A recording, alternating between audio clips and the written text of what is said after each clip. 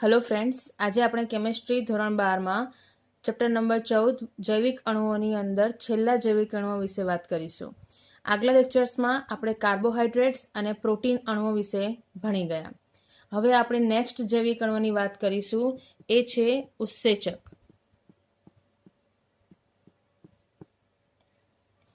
શરીરમાં થતી જૈવિક પ્રક્રિયાઓ ઘણી બધી રાસાયણિક પ્રક્રિયાઓના સમન્વયથી બને છે.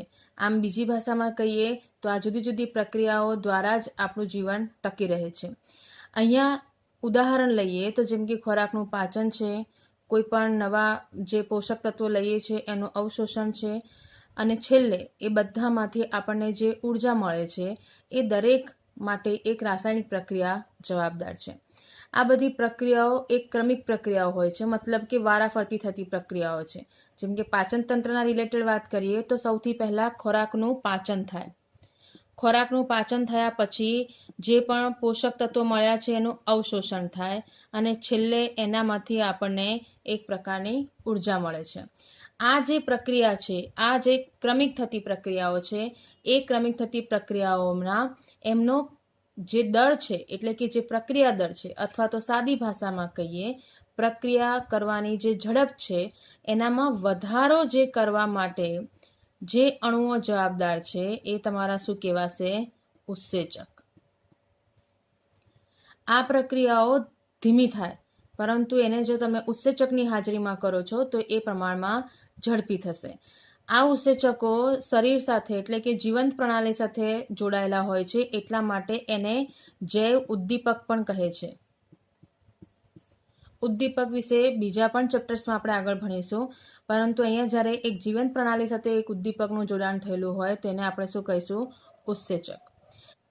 આ જે ઉત્સેચકો છે એ બધા જ ઉત્સેચકો ગોલીય પ્રોટીન પ્રકારના છે. ગોલીય પ્રોટીન વિશેની વાત આપણે આગળ કરી ચૂક્યા છે, એમના બંધારણ કેવી રીતે હોય છે એ પણ આપણે આગળ ભણી ચૂક્યા છે. અહીં દરેક ઉત્સેચક દરેક રાસાયણિક પ્રક્રિયા માટે અત્યંત વિશિષ્ટ છે, મતલબ કે દરેક એક રાસાયણિક પ્રક્રિયાનો એક ઇન્ડિવિજ્યુઅલ ઉત્સેચક. ઉત્સેચકોનું સામાન્ય નામકરણ એ જે સંયોજનો સાથે જોડાયેલો છે અથવા તો જે સંયોજનો દ્વારા એને નક્કી કરવામાં આવે છે એના ઉપર આધાર રાખે છે. બીજી ભાષામાં કહીએ તો એ જે પ્રક્રિયા સાથે જોડાયેલો છે એ પ્રક્રિયાના આધારે એનું નામકરણ થાય છે. જેમ કે ઉદાહરણ લઈએ તો માલ્ટોઝ આપણે પહેલાં ભણી ગયા, C12H22O11. એનું જ્યારે જળ વિભાજન કરો છો તો એ જળ વિભાજન કરતાં આપણને શું મળે છે? ગ્લુકોઝ. એ પણ કેટલા? 2 મોલ. એટલે 2 મોલ આપણને મળશે C6H12O6. આ જે જળ વિભાજનની પ્રક્રિયા થઈ એ નોર્મલ જો વગર ઉત્સેચકો કરો છો તો જે સ્પીડે થાય છે એના કરતાં જો તમે ઉદ્દીપક અથવા તો ઉત્સેચકની હાજરીમાં કરો છો તો આ પ્રક્રિયા વધુ ઝડપથી થશે. આની અંદર જે ઉત્સેચક વપરાયો એનું નામ છે માલ્ટેઝ. એવી રીતે જ્યારે લેક્ટોઝનું વિઘટન અથવા તો જળ વિભાજન કરો છો ત્યારે જે ઉત્સેચક વપરાય છે એને કહેવાય છે લેક્ટેઝ. સુક્રોઝ માટે ઇન્વર્ટેઝ વપરાય છે અથવા તો એને સુક્રેઝ ઉત્સેચક પણ કહેવાય છે. આમ દરેક રાસાયણિક પ્રક્રિયામાં એનો ઉત્સેચક અલગ અલગ હોય છે. ઉત્સેચકની વાત કરીએ તો આની અંદર બીજું જે એનું નામકરણ છે અથવા તો એને જે નક્કી કરવામાં આવે છે એ છે એનામાં જે પ્રક્રિયામાં એ વપરાય છે તે, અથવા તો એનો દ્વારા જે કાર્ય થયું એના આધારે એનું નામકરણ કરવામાં આવે છે. જેમ કે એક જો ઉત્સેચક છે એ ઉત્સેચક ઓક્સિડેશન પ્રક્રિયાર્થીના ઓક્સિડેશનની પ્રક્રિયાને ઉદ્દીપિત કરે છે મતલબ કે ઉત્પન્ન કરે છે, અને સાથે સાથે બીજા જ પ્રક્રિયાના રિડક્શનને પણ ઉત્પન્ન કરે છે.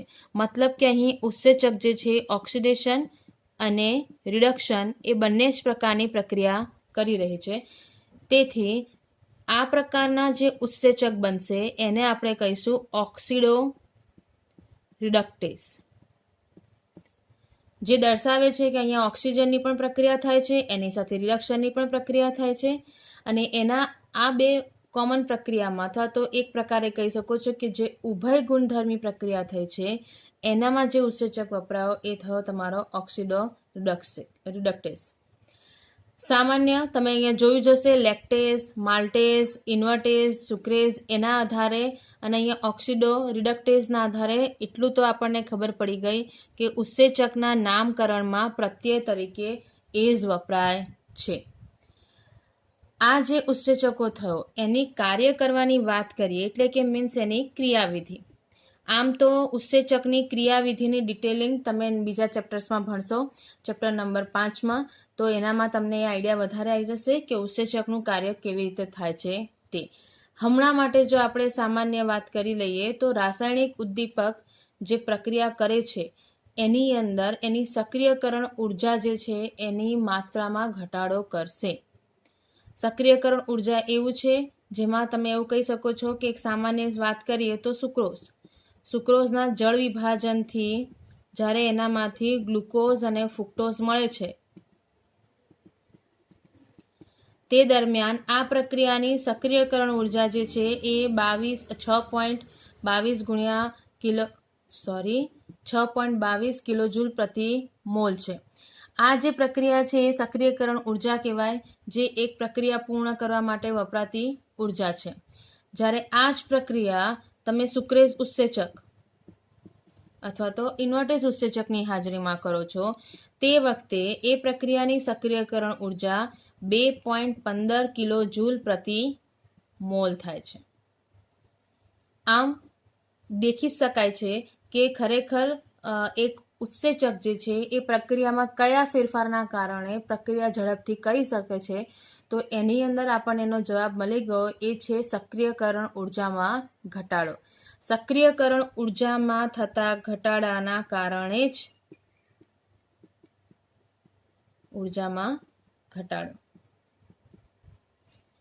એની ઉર્જાના થતા ઘટાડાના કારણે જ પ્રક્રિયા જે છે એ ઝડપથી થાય છે. આમ અહીંયા ઉત્સેચક જૈવિક અણુ વિશેની વાત અહીંયા પૂરી થઈ. હવે આપણે નેક્સ્ટ જૈવિક અણુ વિટામિન વિશેની વાત કરીશું. વિટામિન જે છે એ બે શબ્દ વાઇટલ પ્લસ એમાઇન ના જોડાણથી બનેલો શબ્દ છે. અહીં એમાઇન જે છે એ એમિનો સમૂહને રિપ્રેઝેન્ટ કરે છે, પરંતુ પાછળથી એટલે કે જ્યારે શરૂઆતમાં શોધાયું હતું ત્યારે કહેવાતું હતું કે વિટામિનમાં એમિનો સમૂહ હાજર છે, પરંતુ પાછળથી થયેલી શોધો દર્શાવે છે કે મોટા ભાગના પદાર્થો જે છે એ એમિનો સમૂહ ધરાવતા નથી. એટલા માટે પહેલા જે સ્પેલિંગ હતો વિટામિનનો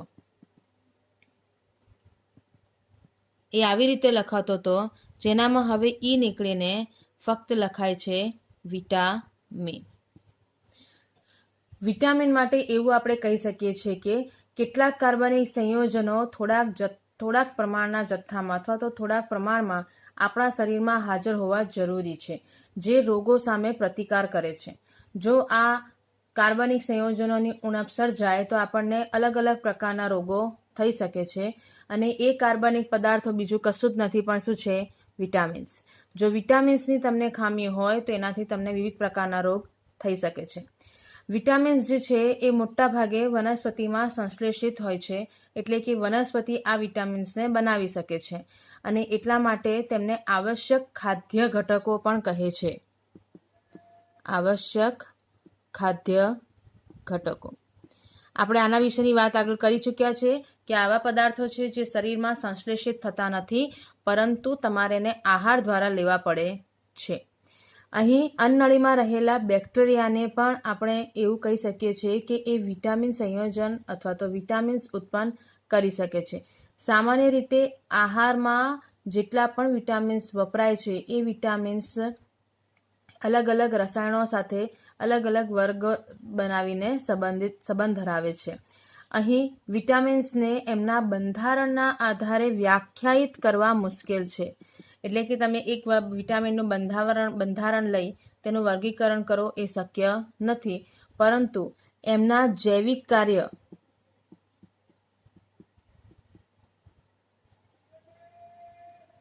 અને એમનું મહત્વ એ બંનેના આધારે એમનું વર્ગીકરણ કરી શકાય છે.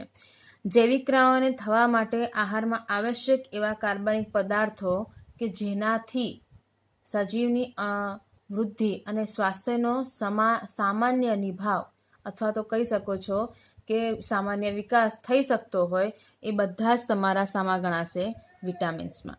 વિટામિન સામાન્ય રીતે A, D, E, K, H, B એ રીતના આલ્ફાબેટ્સના નામ દ્વારા પ્રચલિત છે. આની અંદર અમુક જેમ કે બી છે જેના ઉપસમૂહો પણ આવેલા છે, એટલે કે ઉપવિટામિન્સ પણ આવેલા છે, જેનામાં B1, B2, B6 અને B12 આ 4 પ્રકારના વિટામિન્સ જે છે એ બી કોમ્પ્લેક્સ તરીકે પણ ઓળખાય છે. જ્યારે આ 4નું કોમ્બિનેશન્સ હોય તો એને બી કોમ્પ્લેક્સ તરીકે ઓળખાય. જો એકલો બી છે તો એની અંદર B1, B2, B6, B12 માંથી કોઈ પણ હોઈ શકે છે. વિટામિનનું બીજા પ્રકારનું વર્ગીકરણ તેની દ્રાવ્યતાના આધારે થાય છે. સપોઝ કે એ પાણી અથવા તો ચરબીમાં દ્રાવ્ય હોય તો એના આધારે એના 2 અલગ અલગ પ્રકારના સમૂહોમાં વર્ગીકરણ થાય છે.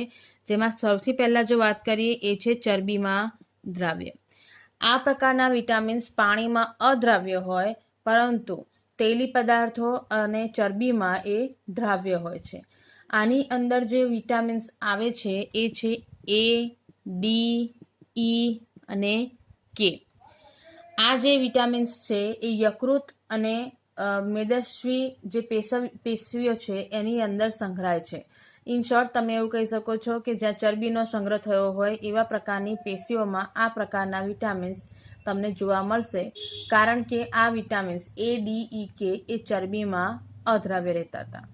એના જ જેવું જ્યારે આ ચરબીમાં દ્રાવ્ય છે તેના કરતાં વિરુદ્ધ પાણીમાં દ્રાવ્ય, પરંતુ એ ચરબીમાં અદ્રાવ્ય. આ પ્રકારના જે વિટામિન્સ છે એ છે બી કોમ્પ્લેક્સ અને સી. બી કોમ્પ્લેક્સ એટલે એનામાં B1, B2, B6, B12 એ બધા જ આવી ગયા. વિટામિન સી જે છે એ આપણે કીધું હતું એ પ્રમાણે કે એ જે છે એ ખાટા ફળોમાં જોવા મળશે, અને સામાન્ય રીતે વિટામિન સી જે છે એનો શરીરમાં સંગ્રહ થતો નથી. માર્ચ 2020ની પરીક્ષામાં આ એક MCQ હતો જેનામાં તમને સવાલ પૂછાયો હતો કે નીચેના પૈકી કયો વિટામિનનો સંગ્રહ શરીરમાં થઈ શકતો નથી. વિટામિન સી જે છે હંમેશા શરીરમાં વિઘટિત પામે છે, માટે કોઈ પણ દિવસ વિટામિન સી જે છે એ શરીરમાં સંગ્રહતો નથી. આ ઉપરાંત તમે અહીંયા જોઈ શકો છો કે આ એક વિટામિન્સ એવો રહ્યો કે જે પાણી અને ચરબીમાં અદ્રાવ્ય છે, અને એ છે વિટામિન H. આ જે વિટામિન્સો છે એમને એમની દ્રાવ્યતાના આધારે વર્ગીકરણ કરેલું છે. આમ આ બધા વિટામિન્સ જે છે એ વિટામિન્સ શરીર માટે ખૂબ જ મહત્વના છે એવું આપણે કીધું. પરંતુ જો આ વિટામિન્સની શરીરમાં ઉણપ થાય તો આપણી સાથે શું થશે, તો જ્યારે પણ કોઈ પણ વિટામિન્સની ખામી ઉત્પન્ન થાય છે તો એના આધારે અમુક પ્રકારના રોગ આપણને થઈ શકે છે. આ જે રોગ છે એની અંદર સામાન્ય રીતે લેવા જાઓ તો આ ઉણપ છે, વિટામિન સંપૂર્ણ રીતે ખાલી થતા નથી, પણ એનું પ્રમાણ ઓછું થઈ જાય અથવા તો બિલકુલ ખાલી થવાના આરે આવી જાય ત્યારે એમના દ્વારા થતા રોગ છે. સાદી ભાષામાં કહીએ તો જેટલો વિટામિન જરૂરી છે એના કરતાં ઓછું પ્રમાણ થાય તો એને વિટામિનની ઉણપ કહી શકાય. આપણે જે વાત કરીએ એ પ્રમાણે vitamin A, B1, B2, B6, B12, C, D, E અને K. તમારે NCERTમાં વિટામિન H વિશેની માહિતી આપેલી નથી, પણ તમે ચરબી અને પાણીમાં અદ્રાવ્ય કેસમાં Hને કન્સિડર કરી શકો છો. વિટામિન Aની વાત કરીએ તો વિટામિન A સૌથી પહેલાં તો તમને એ કોઠામાં જોવા મળશે કે એ સ્ત્રોત કઈ જગ્યાથી મળે છે તે, અને આ ઉપરાંત તેના ઉણપથી થતા રોગો વિશેની માહિતી તમને આપી દીધી છે.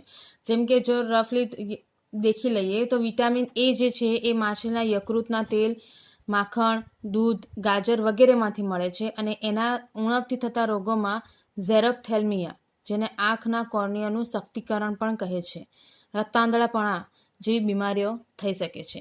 વિટામિન B1 જે છે એને બીજી સામાન્ય ભાષામાં થાયમિન પણ કહેવાય છે. એ પણ ઈસ્ટ, દૂધ, લીલા શાકભાજી અને અનાજમાં વગેરેમાંથી મેળવી શકાય. એના દ્વારા થતા રોગ બેરીબેરી છે. એવી રીતે B2, B6, B12, C, D, E, K આ બધા માટેના સ્ત્રોત અને એમની ઉણપથી થતા રોગો જે છે એ તમને તમારા કોઠામાં આપેલા છે. આની અંદરમાંથી MCQ પૂછાવાની સંભાવના વધી જાય એટલા માટે આ કોઠો ખાસ તૈયાર કરી દેજો. આની અંદર એક વિટામિન એવું છે કે જે એ વિટામિન ફક્ત તમને જોઈ શકાય છે કે એ નોન વેજીટેરિયન વસ્તુઓમાંથી વધુ પ્રમાણમાં મળશે. મતલબ કે માંસ છે, માછલી છે, ઈંડા છે, આ બધામાંથી તમને B12 વધુ પ્રમાણમાં મળશે. આના સિવાય બાકીના જે ઉદાહરણો છે એ તમે જોઈ શકો છો કે અહીંયા આ જે ચોપડીમાં રીતે કોઠો આપી દો છે, સ્ત્રોત, ઉણપથી થતા રોગો, એવી રીતને તમને 9 પ્રકારના વિટામિન્સની વાત કરી છે, એમના સ્ત્રોત આપી દીધા છે અને એમના દ્વારા થતા રોગ આપી દીધા છે. આ જે કોષ્ટક છે એ તમારે તૈયાર કરી દેવાનું. હવે આપણે વાત કરીશું છેલ્લા જૈવિક અણુની, એ છે ન્યુક્લિક એસિડ. સામાન્ય રીતે આપણે એવું કહેતા હોઈએ છીએ કે માતા પિતાના લક્ષણો પુત્રમાં જોવા મળે છે અને આ બીજી રીતે કહીએ તો બાળકોના બિહેવિયર જે છે એ એમના માતા પિતા જેવા દેખવા મળે છે. દરેક પ્રજાતિના એની દરેક પેઢીમાં તેના પૂર્વજોના લક્ષણો જોવા મળે છે. આ જે લક્ષણો એક પેઢીથી બીજી પેઢીમાં ટ્રાન્સફર થાય છે એના માટે જવાબદાર કોણ? તો એ જે જવાબદાર વસ્તુ છે એ છે જીવંત કોષનું કોષ કેન્દ્ર. સામાન્ય રીતે આ કોષ કેન્દ્રનું જ્યારે તમે એનું વિઘટન કરશો અથવા તો જે કોષ કેન્દ્રની અંદરના જે કણો છે એને આપણે શું કહીશું? રંગસૂત્રો કહીશું. અને એ જે રંગસૂત્રો છે એ રંગસૂત્રોના વિભાજન દ્વારા તમને એના લક્ષણોના ફેરફાર જોવા મળે છે. આ જે રંગસૂત્રો જે છે એ સામાન્ય રીતે પ્રોટીન અને ન્યુક્લિક એસિડના કોમ્બિનેશન્સથી બને છે. એમાં આપણે પ્રોટીન વિશે વાત ભણી ચૂક્યા છે અને ન્યુક્લિક એસિડની વાત હવે આપણે કરીશું. તો આ જે રંગસૂત્રો છે એની અંદર 2 પ્રકારના ન્યુક્લિક એસિડ તમને મળે છે. એનામાં પહેલું જે છે એ છે deoxy ribonucleic acid.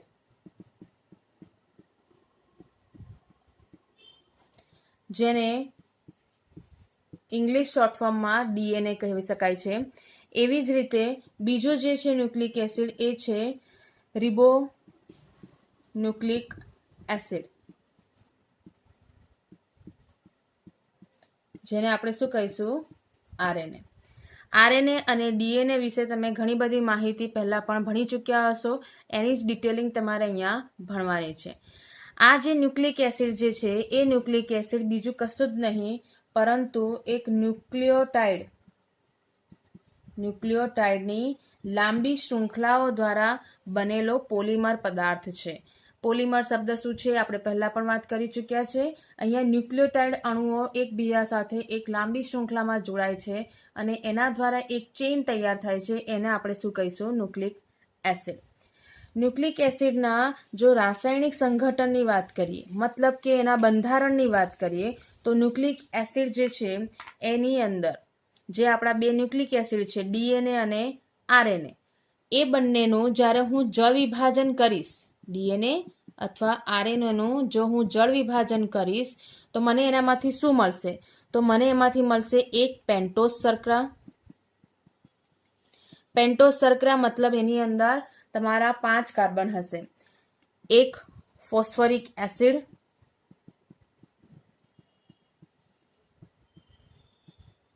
Phosphorus acid એટલે H3PO4.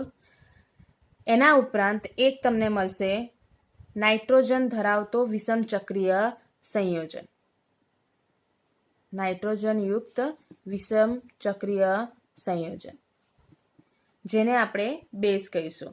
આમ DNA અથવા RNA નું જ્યારે જળ વિભાજન કરો છો ત્યારે તમને એનામાંથી પેન્ટોઝ શર્કરા, ફોસ્ફરિક એસિડ અથવા તો એક વિષમ ચક્રીય બેઝ મળી શકે છે. આ જે DNA જે છે એની અંદર જે તમે કહીએ તો જે પેન્ટોઝ શર્કરા છે એ કયા પ્રકારની હશે? તો DNA ની અંદર જે પેન્ટોઝ શર્કરા જે છે એ છે બીટા D2 ડીઓક્સી રિબોઝ. જ્યારે RNA ની અંદર જે છે એ હશે બીટા ડી રિબોઝ. આ જે સ્ટ્રક્ચર્સ છે એ આપણે આગળ પણ જાણી ચૂક્યા છે, દેખી ચૂક્યા છે. એ રીતના સ્ટ્રક્ચરો છે. જેમ કે આપણે એને ડ્રો કરીને દેખીએ તો ડીએનએની અંદર જે રહેલું છે બીટા D2 ડીઓક્સીરિબોઝ, એની જો વાત કરીએ, આ આપણે ડીએનએના સ્ટ્રક્ચરની વાત કરીશું તો આપણે આગળ આવું બંધારણ જોઈ ગયા. આ બંધારણ તમારું ફ્રુક્ટોઝનું હતું, જેની અંદર સામાન્ય રીતે એનો હાવર્થ સંશ્લેષણ તમારે બતાવવું હોય તો એનામાં આપણે આ રીતનો બંધારણ એનું બતાવ્યું હતું. આ જે છે એ 5 કાર્બનની રિંગ છે. એની અંદર તમે જો નંબરિંગ કરવા જાઓ તો એ અહીંથી થઈ જશે 1 2 3 4 અને આ 5. Beta D2 ડીઓક્સીરિબોઝ. આનું સ્ટ્રક્ચર યાદ રાખવા માટે OH ઉપર H નીચે, પછી બીજા નંબરના કાર્બન ઉપર બંને જગ્યાએ H છે, OH નથી. ત્રીજા નંબરના કાર્બન ઉપર H OH અને પછી તમારે આવી જશે CH2OH અને અહીંયા આવી જશે H. આ જે સ્ટ્રક્ચર થયું એ આગળ આપણા ફ્રુક્ટોઝના સ્ટ્રક્ચર જેવું જ છે, ખાલી ડિફરન્સ એટલો આવ્યો, અહીંયા આપણે HOH ની જગ્યાએ ખાલી 2 H એકલા જ લખીશું. એવી જ રીતે જો હું RNA ની વાત કરું તો RNA ની અંદર તમે રાખ્યું છે બીટા ડી રિબોઝ. એનું સ્ટ્રક્ચર પણ તમારું આ રીતે જ બનશે.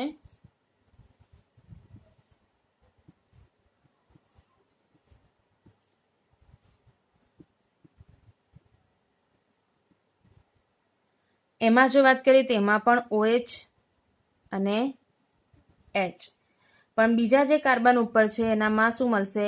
HOH. બાકીની વસ્તુઓ સેમ રહેશે આ બંને સ્ટ્રક્ચરમાં.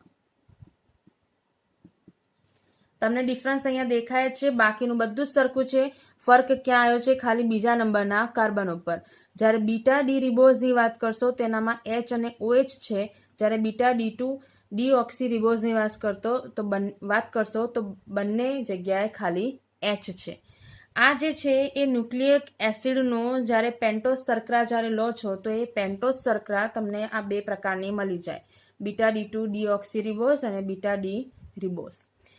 આના ઉપરાંત RNA અને DNA ની અંદર જે બેઝ રહેલા છે, જેને આપણે વિષમચક્રીય બેઝ કીધા છે, એ વિષમચક્રીય બેઝ જે છે એ 4 પ્રકારના છે. એક છે એડેનિન, જેને દર્શાવીશું A વડે. બીજું છે ગ્વાનિન, જેને દર્શાવીશું કેપિટલ G વડે. ત્રીજું છે સાઇટોસિન, જેને દર્શાવીશું C વડે.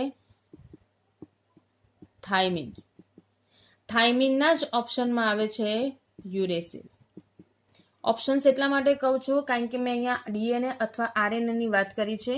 બંનેની અંદર ફક્ત 4 જ પ્રકારના બેઝ રહેલા છે. એ 4 પ્રકારમાં આ 3 કોમન હોય અને થાઇમિન અને યુરેસિલમાંથી અલગ અલગ હોય.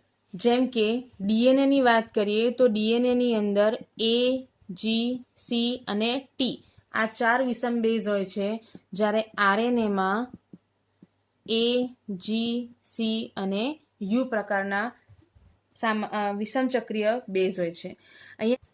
અહીં A અને G મતલબ કે એડેનિન અને ગ્વાનિન જે છે એ દ્વિચક્રીય સંયોજન છે. દ્વિચક્રીય સંયોજનની વાત કરીએ તો એને બીજી ભાષામાં આપણે કહીશું એ પ્યુરિન પ્રકારના બેઝ છે, જ્યારે એના સિવાયના C, T અને U એ એક ચક્રીય સંયોજનો છે, જેને આપણે પિરિમિડિન પ્રકારના બેઝ કહીશું.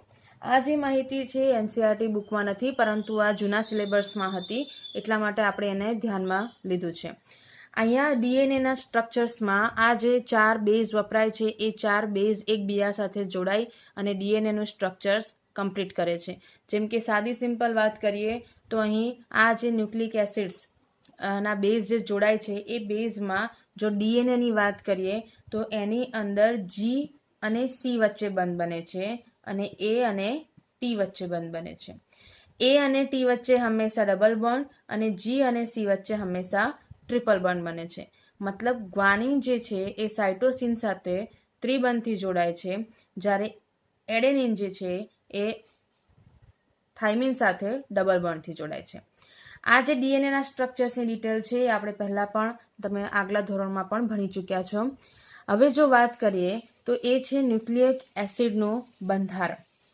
આપણે બંધારણની અંદરના રહેલા ઘટકોની વાત કરી લીધી, જેનામાં પેન્ટોઝ શર્કરા, એના વિષમચક્રીય બેઝની વાત આપણે કરી લીધી, પરંતુ એ બધા જોડાય કેવી રીતે છે એકબીજા સાથે એની હવે આપણે વાત કરીએ. સામાન્ય રીતે વાત કરીએ તો ન્યુક્લિયક એસિડનું બંધારણમાં તમારે જોઈન્ટ કરવાની વસ્તુઓ આવશે, એક શર્કરા, બીજું આવશે બેઝ અને ત્રીજું આવશે ફોસ્ફોરિક એસિડ.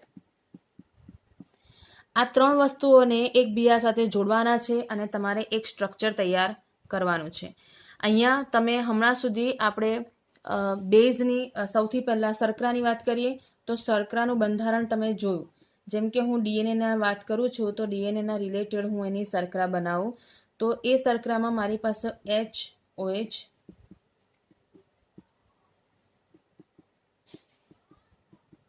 આ મારી પાસે છે બીટા D2 ડીઓક્સી રિબોઝ. આની અંદર જ્યારે મારે કોઈ બેઝને જોઈન્ટ કરવો હોય તો એ બેઝ મારો ક્યાં જોઈન્ટ થશે તો પહેલો જે કાર્બન છે એના OH ક્રિયાશીલ સ્થાન ઉપર. એટલા માટે જ્યારે તમે આની સાથે જોડાણ બતાવશો, એક શર્કરાનું બેઝ સાથે જોડાણ થશે તો એ પહેલા નંબરના કાર્બનના OH ક્રિયાશીલ સમૂહ સાથે જોડાઈ જશે. અહીંયા તમારે બેઝ બતાવવાનો નથી કયા પ્રકારનો બેઝ જોડાયો છે, તમે ખાલી એનામાં બેઝ એવી રીતે સિમ્બોલ લખી દેશો તો પણ એ ચાલશે. આ ઉપરાંત બેઝ તો આપણે જોડી લીધો, શર્કરા સાથે બેઝ જોડાઈ ગયો, પણ હવે કોણ બાકી રહ્યું? Phosphoric acid. ફોસ્ફોરિક એસિડ એટલે સામાન્ય રીતે એનું સૂત્ર છે H3PO4, પણ જ્યારે એ જોડાય છે ત્યારે એનું સ્વરૂપ થોડું બદલાઈ જશે. અહીંયા H3PO4 ને જોડવા માટે પણ તમને OH ક્રિયાશીલ સમૂહનું સ્થાન જ લેવું પડે અને એ હવે OH ક્રિયાશીલ સમૂહનું સ્થાન કયું આવશે? 5મા નંબરના કાર્બનનું, અને એના ઉપર આ બેઝ જોડાશે. બેઝ જે છે એ OH ક્રિયાશીલ સમૂહમાં ઓક્સિજન સાથે જોડાઈ જશે. એનામાં ફોસ્ફરસનો અણુ 3 ઓક્સિજન સાથે સિંગલ બોન્ડ અને 1 ઓક્સિજન સાથે ડબલ બોન્ડ ધરાવતું રચના ધરાવે છે. અહીંયા જેટલા પણ સિંગલ બોન્ડ ધરાવતા ઓક્સિજન છે એનામાં એક ઓક્સિજન અહીંયા CH2 સાથે જોડાયો છે અને બાકીના 2 ઓક્સિજન જે બાકી રહ્યા એનામાં એમની વેલેન્સી બેલેન્સ નથી, એટલા માટે એમના ઉપર માઇનસ ચાર્જ આવ્યો છે. ફોસ્ફરસ જે છે એ આ 4 ઓક્સિજન સાથે આવી રીતે એક પેન્ટોઝ શર્કરા સાથે જોડાઈ જશે. આ જે પ્રકારની રચના થઈ, આ તમે કહી શકો છો, આને એ કહી શકાશે એક સૌથી પહેલું જ્યારે શર્કરા સાથે જોડાય છે, બેઝ સાથે જોડાયેલું હોય, એટલે કે ખાલી આટલો જ પોર્શન હું લઉં છું, CH2 OH અહીંયા છે અને અહીંયા બેઝ જોડાયો છે, એને કહેવાશે ન્યુક્લિયોસાઇડ. જેનામાં એક શર્કરા અને બેઝ જોઈન્ટ થયેલા હોય એને આપણે કહીશું ન્યુક્લિયોસાઇડ. જો એક શર્કરા, એક બેઝ અને એક ફોસ્ફોરિક એસિડ એટલા જોડાયા હોય તો એને આપણે કહીશું ન્યુક્લિયોટાઇડ. અહીંયા ન્યુક્લિયોસાઇડ જે છે એ ફોસ્ફોરિક એસિડ સાથે જોડાઈને ન્યુક્લિયોટાઇડમાં કન્વર્ટ થઈ જાય છે.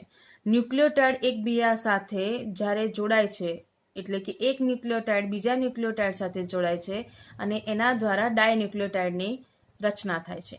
આ ડાયન્યુક્લિયોટાઇડની રચના જે થાય છે એનામાં જવાબદાર જે કાર્બનની સંખ્યા છે, અથવા તો તમે કહી શકો છો કે કયા નંબરના કાર્બન સાથે જોડાશે, તો તમે અહીંયા જોવાશે કે આ 5મા નંબરના કાર્બન ઉપર આપણે ફોસ્ફોરિક એસિડ જોઈન કરી દીધો, પહેલા નંબરના કાર્બન ઉપર આપણે બેઝ જોઈન કરી દીધો.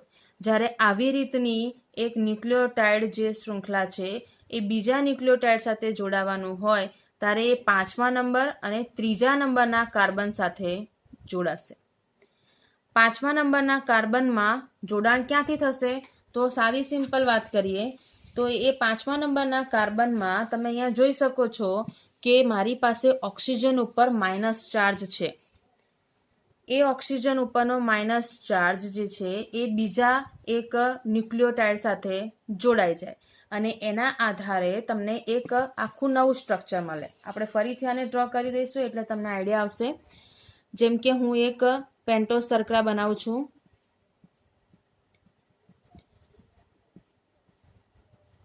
એ પેન્ટોઝ શર્કરામાં મારી પાસે છે CH2O, phosphorus, double bond, oxygen, બરાબર છે. એવી રીતે અહીંયા H, આ H, આ OH, આ H. અહીંયા આપણે જોઈન કરીશું બેઝ અને આ હાઇડ્રોજન. આ પહેલા નંબરનો કાર્બન, આ 5મા નંબરનો કાર્બન. હવે જ્યારે એક બીજો ન્યુક્લિયોટાઇડ અહીંયા જોડાય છે ત્યારે એનામાં શું થઈ જશે, તો આ જે તમારો OH ક્રિયાશીલ સમૂહ છે એ બંધ બનાવશે. જેવી રીતે અહીંયા જોઈન થયો છે એવી રીતે જ એ નેક્સ્ટ બીજી જે તમારી ન્યુક્લિયોટાઇડ છે એની સાથે જોડાશે અને એ જે જોડાણ થશે એ કોની સાથેનું હશે, તો ફોસ્ફરસ સાથેનું.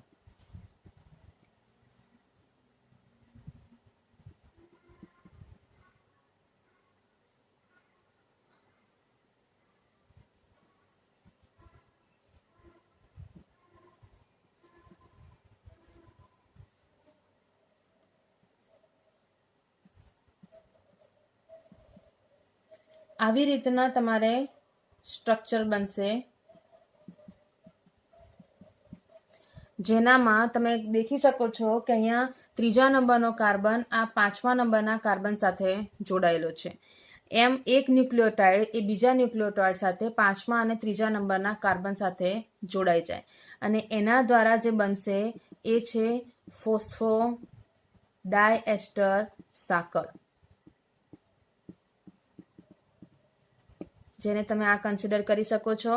અહીંયા ફોસ્ફરિક એસિડ, બેઝ અને શર્કરા ના દ્વારા બનતો એક ન્યુક્લિયોટાઇડ બીજા એવા જ સેમ ન્યુક્લિયોટાઇડ સાથે જોડાય છે એક ફોસ્ફોડાયએસ્ટર સાકરથી અને એનામાંથી બનાવી જશે એક નેક્સ્ટ લેવલના ન્યુક્લિયોટાઇડની રચના.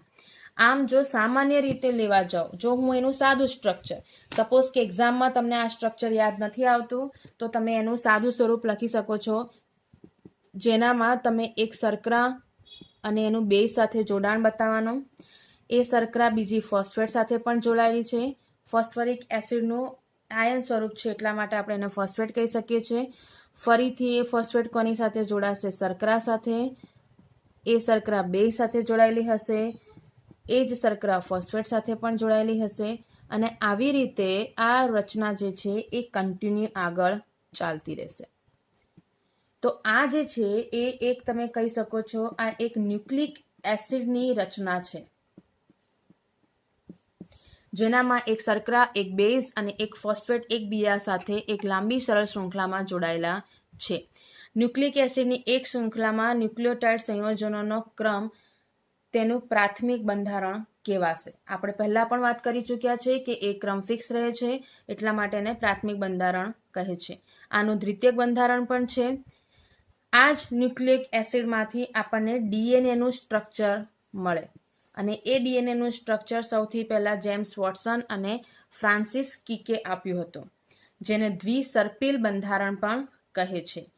આ બંધારણ તમે આમ તો જોવા જશો તો 10મા ધોરણમાં આ સ્ટ્રક્ચર શીખી ગયા છો અથવા તો તમને જ્યારે જે વિદ્યાર્થીઓ બાયોલોજીમાં છે એ બાયોલોજીમાં આ જે બંધારણ છે એને તમે ડ્રો કરી ચૂક્યા છો.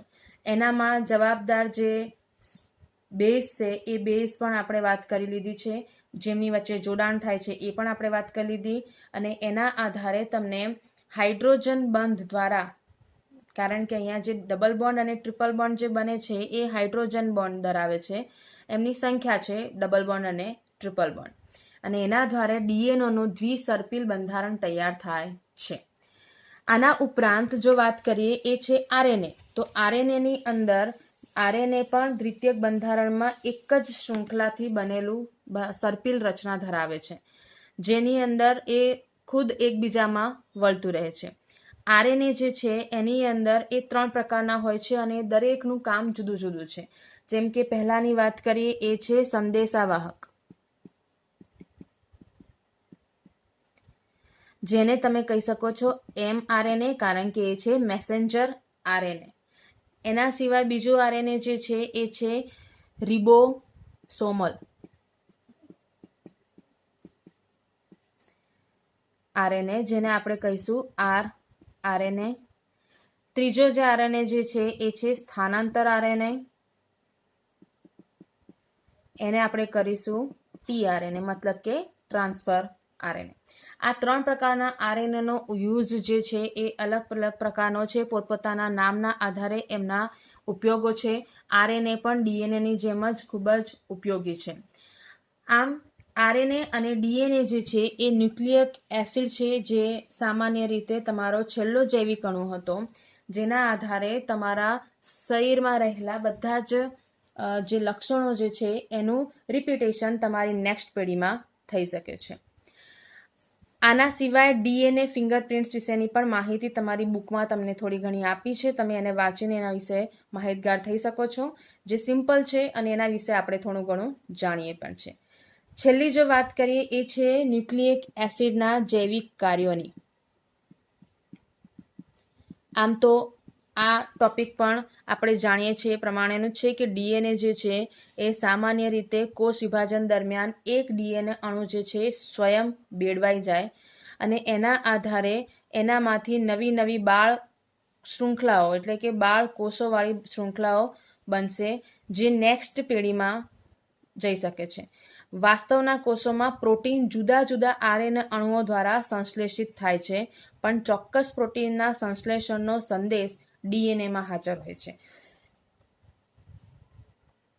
આમ DNA એ છે આનુવંશિકતા માટેનો રાસાયણિક પાયો છે અને તે જનીન માહિતીનો સંગ્રાહક પણ કહેવાય છે.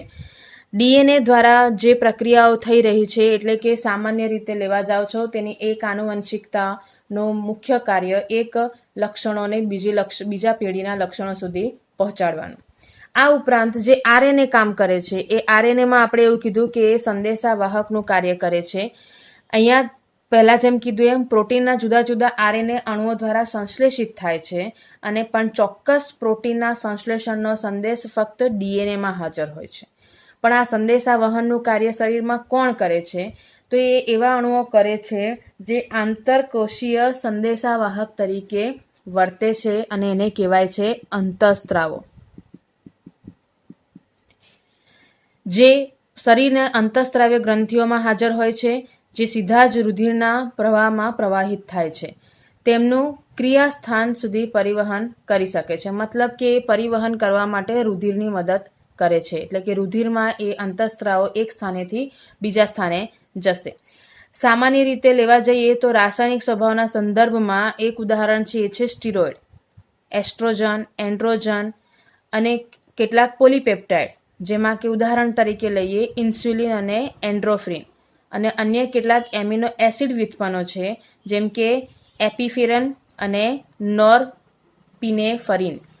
આ નામ થોડા અઘરા લાગે છે, પરંતુ આ ખાલી તમારા નામ છે, જેનામાં સ્ટીરોઇડ્સ તમારા યાદ રાખી શકો છો, પોલીપેપ્ટાઇડ્સ તરીકે યાદ રાખી શકો છો, એમિનો એસિડ કયા છે એ યાદ રાખી શકો છો. તો એ તમારે અંતઃસ્ત્રાવોની અંદર એને યાદ રાખવાના છે. અંતઃસ્ત્રાવોના અનેક કાર્યો છે, જેમાં જૈવિક ક્રિયાઓનું સમતોલન જાળવવાનું. જૈવિક ક્રિયાનું સમતોલન જાળવવાનું કામ પણ કોણ કરે છે? અંતઃસ્ત્રાવ. રુધિરમાં રહેલા ગ્લુકોઝને સાંકડી હદમાં રાખવા માટેની ઇન્સ્યુલિનની ભૂમિકા આનું બેસ્ટ ઉદાહરણ છે. તમને આઈડિયા છે જ એ પ્રમાણે કે જ્યારે કોઈક ડાયાબિટીક પેશન્ટ હોય અને એમનામાં તમને ઇન્સ્યુલિનના ઇન્જેક્શન્સ આપવાની જરૂર પડતી હોય છે. આ જે ઇન્સ્યુલિન જે છે એ સાદું સિમ્પલ લેવા જાઓ છો તો ગ્લુકોઝ જે છે એના પ્રમાણને બેલેન્સ કરી આપે છે. અહીંયા જો લઈએ તો રુધિરમાં ગ્લુકોઝનું પ્રમાણ ઝડપી વધવાની જે પ્રક્રિયા છે એમાં ઇન્સ્યુલિન ઉત્પન્ન થાય છે. બીજી બાજુ જો વાત કરીએ તો ગ્લુકેગોન અંતઃસ્ત્રાવ રુધિરમાં ગ્લુકોઝનું પ્રમાણ વધારવાનું વલણ ધરાવે છે. એક સાથે આ બે અંતઃસ્ત્રાવો એટલે કે ઇન્સ્યુલિન અને ગ્લુકેગોન એ બંને એક સાથે જો વહે છે તો એ ગ્લુકોઝનું પ્રમાણ નિયંત્રિત રહે છે. જો બેમાંથી કોઈ એકનું પ્રમાણ ઉપર નીચે થાય તો એ ગ્લુકોઝનું પ્રમાણ પણ બદલાશે અને એના જ કારણે ડાયાબિટીક પેશન્ટોને ઇન્સ્યુલિનના ઇન્જેક્શન્સ આપવાની વારી આવે છે. એના ઉપરાંત ઘણા બધા અંતઃસ્ત્રાવો છે, એના ઉપયોગો અલગ અલગ છે. આની અંદર જો બીજી હમણાં જે માર્ચની એક્ઝામમાં જે સવાલ પૂછાયો હતો એની વાત કરીએ તો એમાં સવાલ હતો થાઇરોક્સિન કયા એમિનો એસિડનો આયોડિનયુક્ત વ્યુત્પન્ન છે. તો એના જવાબમાં થાઇરોક્સિન જે છે એ સામાન્ય રીતે ટાયરોસિન આયોડિનયુક્ત વ્યુત્પન્ન છે.